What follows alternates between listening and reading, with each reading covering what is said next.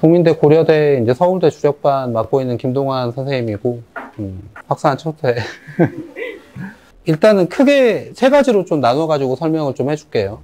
1번, 그냥 막연하게 분석이 없는 상태에서 막연한 희망만 가지고 입시를 할 수는 없습니다. 필연적으로 이제 망하게 돼요. 이제 이렇게 되면은.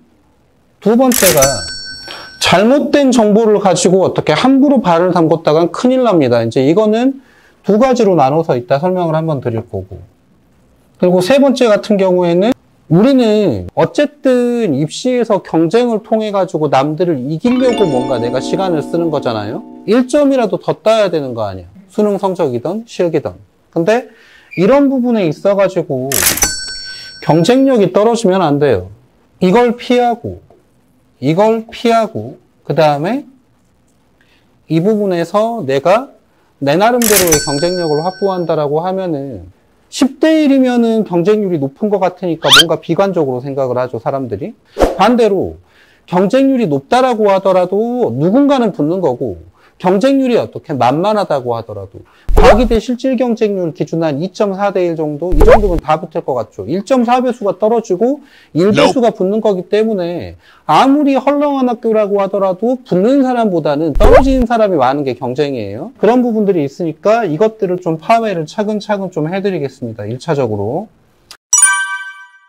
기초소양평가 같은 경우에는 1번 정시지향적이에요. 그쵸? 수시를 거의 패스한다고 보시면 됩니다. 그러니까, 근데 이제 간혹 이런 얘기들을 하지.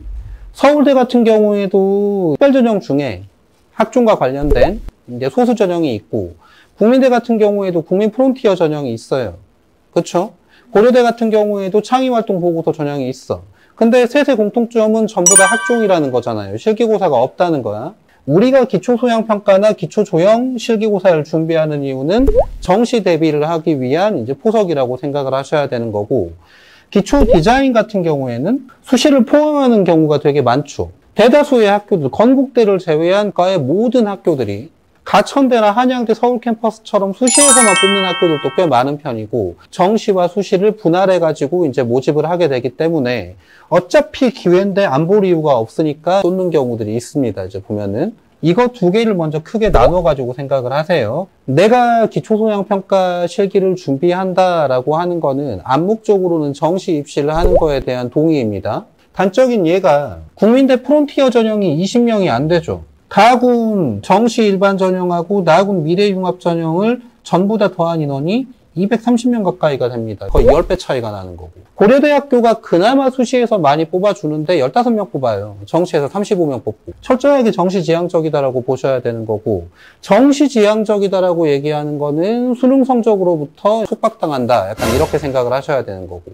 기디 쪽 학교들 같은 경우에는 접근하는 방법이 다양합니다. 건국대나 숙명여대처럼 수능 성적이 상당히 높은 학교들도 있는가 하면 상당히 낮은 성적으로도 들어갈 수 있는 좋은 학교들이 생각보다 많이 있죠. 기초디자인 쪽은. 그러다 보니까 이쪽 같은 경우에는 실기가 상당히 높아요. 기초조형이라고 하는 실기고사가 생긴 거는 아무리 근데 길다고 하더라도 2018년부터 시작을 했다라고 보는 게 맞는 겁니다. 기초 디자인 실기고사 같은 경우에는 2010학년도 정시 다군 건대에서부터 시작을 했어요. 실기고사가 상당히 오래됐죠, 여기는. 격하게 표현을 하면은 고인물 과목이란 말이에요. 실기고사가 오래됐다라고 하는 거는 유형이 파악이 됐을 확률이 높고, 그로 인해 가지고 고인물들이 되게 많이 쌓여 있고, 지역과 서울 쪽의 수도권의 격차가 많이 줄어들어 있고, 어디 지역이라고 하더라도 기초 디자인 같은 경우에는 많이 그려야 되고, 주제를 크게 그려야 되고, 쨍하게 그려야 된다라고 하는 거는 어지간히 다 알고 있어요. 근데 기초소양평가나 기초조형 같은 경우에는 솔직히 얘기하면 아직까지도 개념 파악을 못한 학원들이 절대 다수라고 생각을 하시면 되고, 똑바로 가르치는 학원들이 많이 없으니까 기초소양평가 같은 경우에는 틈새가 될 수가 있습니다. 수능 성적하고 관련돼 가지고 잘못된 정보들이 되게 많아요.